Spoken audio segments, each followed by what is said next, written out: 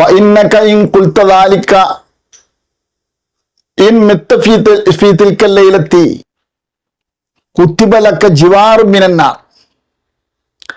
മഗ്രിബ് നിസ്കാരാനന്തരം ലാ ഇലാഹ ഇല്ലല്ലാഹു വഹ്ദഹു ലാ ശരീക ലഹു എന്ന് പറയുന്ന ദിക്ർ 10 തവണ ചൊല്ലുക.